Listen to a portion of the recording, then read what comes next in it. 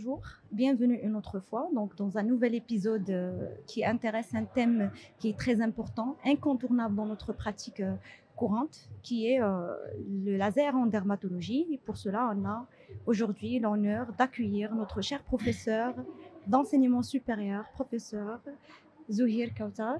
Donc, on a l'honneur aujourd'hui de vous accueillir dans notre podcast, donc afin de parler de laser en dermatologie. Donc, professeur qui est la présidente de CODEPCA, donc, ainsi que notre experte en laser et en allergologie. Donc, bonjour professeur. Bonjour, merci beaucoup pour la présentation. Merci. Alors, professeur, je voulais commencer tout d'abord par un petit aperçu. Donc, qu'est-ce que ça veut dire le laser en dermatologie? Donc les lasers, ce qui est connu, ce sont des lumières qui sont monochromatiques, c'est-à-dire qui vont dans une seule direction pour cibler un chromophore et le détruire, que ce soit un poil, un tatouage, une tache pigmentaire, un vaisseau ou de l'eau pour traiter essentiellement tout ce qui est cicatrice.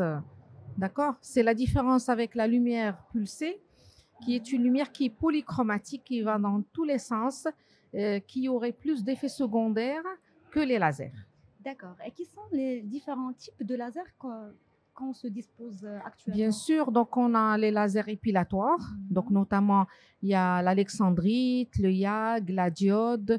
On a également les lasers vasculaires, donc notamment le colorant pulsé, donc le KTP, les bilongueurs d'onde, les IPL, les OPL. On a les lasers donc pigmentaires, donc on a les Q-switchés, donc qui ciblent du pigment ou bien des picosecondes. Et on a les lasers de remodelage, que ce soit donc le CO2 fractionné ou l'herbium fractionné. Et donc, pour cela, existe-t-il des critères de choix pour chaque type de Bien laser? sûr, donc le choix, bien sûr, dépend de chaque indication.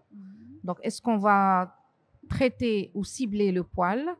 Est-ce qu'on va cibler une lésion vasculaire? Est-ce qu'on va cibler une lésion pigmentaire ou un truc de remodelage?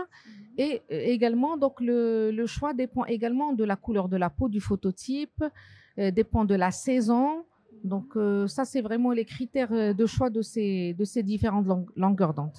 Et donc, quelles sont les indications les plus courantes des lasers en dermatologie? Donc les indications, on a d'abord les indications des lasers épilatoires. Il y a des indications esthétiques et des indications médicales.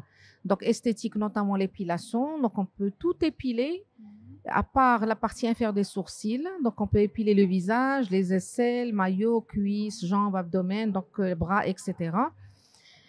Soit chez des patientes qui sont gênées par les poils, soit en cas d'hirsutisme idiopathique ou dans le cadre, un cadre hormonal. Et on a les indications esthétiques, pardon, et les indications médicales. Par exemple, pour enlever des poils incarnés, pour enlever la kératose pilaire, un sinus pilonidal, une maladie de Verneuil, une hydradénite, également les cellulite du cuir chevelu. Ça, c'est des indications médicales des lasers épilatoires. On a, concernant les lasers pigmentaires, plusieurs indications. Donc, soit les tatouages. Donc, tatouage, ça dépend de la couleur. Donc, que ce soit le tatouage noir, on sait qu'il répond mieux avec des longueurs d'onde de 1064, mais on a également d'autres couleurs, que ce soit le rouge ou le vert. Et on a des couleurs qui sont très difficiles à enlever, comme le jaune et le bleu turquois. On a également des indications pigmentaires, comme le Nevus d'Ota. Donc, on a une belle série de Nevus d'Ota qui nécessite plusieurs séances. Ça, le traitement s'échelonne sur 2 ans.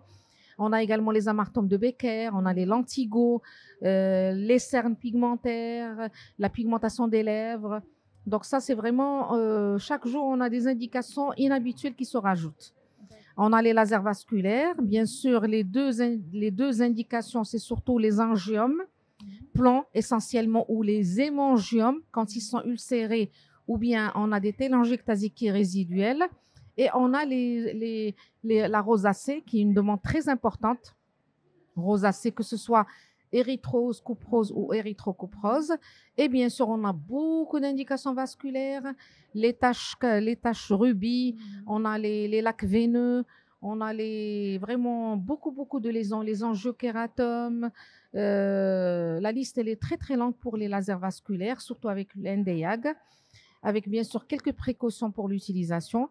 Et on a les lasers de remodelage, notamment le CO2 fractionné et l'herbium fractionné, indiqués pour les cicatrices, que ce soit essentiellement récentes ou anciennes, les cicatrices post-traumatiques, les cicatrices d'acné, pour le remodelage, les rides.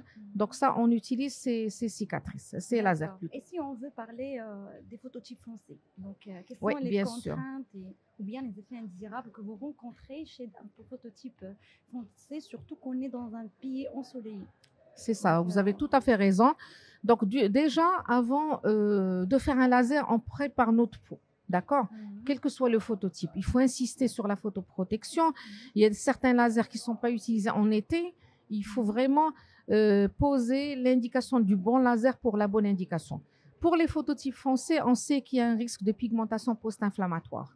Et même des fois des risques de bulles, des risques d'avoir des cicatrices achromiques. Donc, il faut vraiment adapter la longueur d'onde à l'indication. Si on veut faire de l'épilation, par exemple, il faut utiliser le NDIAG plutôt que l'alexandrite ou la diode, d'accord? Parce qu'il n'y a pas de compétition avec la mélanine, on n'a pas ce risque de pigmentation post-inflammatoire. Et bien sûr, il faut gérer les paramètres. Donc, on réduit l'affluence, on augmente le temps pour éviter la pigmentation chez les phototypes foncés en matière d'épilation. Quand on fait du pigmentaire, donc ça dépend. Quand on travaille avec une longueur d'onde 1064, on réduit un peu les paramètres. Il n'y a pas un grand risque. Par contre, quand on utilise des longueurs d'onde courtes comme la 532, ça, il faut travailler avec prudence, protéger nos patients, réduire les paramètres pour éviter les effets secondaires. La même chose pour les lasers vasculaires et remodelage. On prépare les peaux avec des dépigmentants, avec la photoprotection, et puis on adapte les paramètres, l'affluence, le temps au phototype des patients. Donc, que ce soit un phototype 4, 5 et 6. Et bien sûr, il y a des phototypes chez qui il faut éviter le laser, notamment vasculaire, et la 532 en pigmentaire, comme les phototypes 5 et 6. D'accord. Et qui sont, par exemple, les risques de l'utilisation de laser qui est mal utilisé ou comme on voit dans les centres d'esthétique ou bien... Bien sûr, les risques, on reçoit tous les jours des complications. Hein. La première complication en matière d'épilation, c'est d'avoir des taches pigmentaires.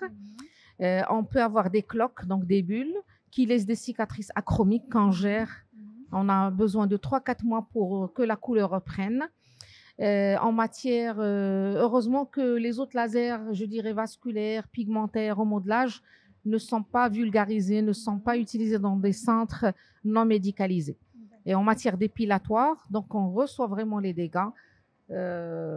Comme j'ai expliqué, c'est essentiellement de la pigmentation, des brûlures et des cicatrices achromiques. Et donc, actuellement, existe-t-il de nouvelles technologies, donc d'autres lasers, donc des perspectives? Oui, donc j'ai omis de parler de laser eximère, notamment pour le vitiligo, qui est une arme très, très importante, à côté bien sûr du traitement local et oral. L'eximère vraiment occupe une place très importante pour repigmenter des zones qui sont limitées, bien sûr. Ce n'est pas un vitiligo étendu, d'accord? Donc, le laser eximère, il y a maintenant d'autres longueurs d'onde pour traiter, par exemple, l'acné évolutif, pour traiter également les lésions vasculaires. Okay? Donc, ce qui est très, très important, c'est la qualité de l'appareil. Hein? Parce les appareils ne se valent pas. On a des appareils de haute technologie qui sont très sophistiqués et le prix le confirme. Et d'autres appareils, je dirais, un petit peu bas de gamme, où il y a des longueurs d'onde mélangées entre lumière et laser et on ne connaît pas vraiment la crédibilité et la valeur ajoutée de ces appareils. D'accord. Et si on veut parler de ce qu'on appelle les pièges diagnostiques et les erreurs que peut un débutant en laser commettre devant un patient une indication particulière? C'est ça. Donc, les pièges diagnostiques, c'est par exemple traiter un névus, un mélanome, donc sans utiliser un dermoscope. Et ça, on le voit malheureusement souvent. Oui. D'accord. Donc, toujours bien examiner les patients, utiliser le dermoscope pour éliminer les mélanoses de Dubreuil éliminer un mélanome. Et on sait bien qu'un névus n'est pas traité par du laser. Oui. Quand on a des patientes qui ont des névis et Mhm. qui veulent, par exemple, faire l'épilation, on court-circuite les névis. Il ne faut pas passer du laser par-dessus. Mhm. D'accord? Donc, ça, c'est vraiment vraiment là. La hantise C'est qu'il ça. faut éviter, C'est c'est ça. de passer à côté d'un mélanome Tout à ou fait. bien de stimuler encore un névus C'est ça. à se Travailler, croître, à c'est ça. se transformer. Tout à fait. Donc, La même chose, on a vu hier lors des conférences, un basocellulaire, donc un Oui. carcinome basocellulaire qui a été pris à tort Mhm. pour une kératose actinique. Oui, Donc, effectivement. quand on met le dermoscope, on voit les critères dermoscopiques d'un basocellulaire. Dans ce cas, il faut l'enlever. Il ne faut Oui. pas le traiter avec du laser. D'accord? Et donc, ça, c'est vraiment l'œil du dermatologue, c'est l'examen clinique. Il faut donner un délai aux patients et patientes. Il ne faut Oui. pas prendre les patients et les traiter. C'est un délai de réflexion, une consultation préalable, poser vraiment les indications, connaître les attentes, expliquer les atteintes et les attentes aux patients, les résultats obtenus et attendus, d'accord, sans bien sûr préciser le nombre de séances et pour que les patients ne soient pas déçus.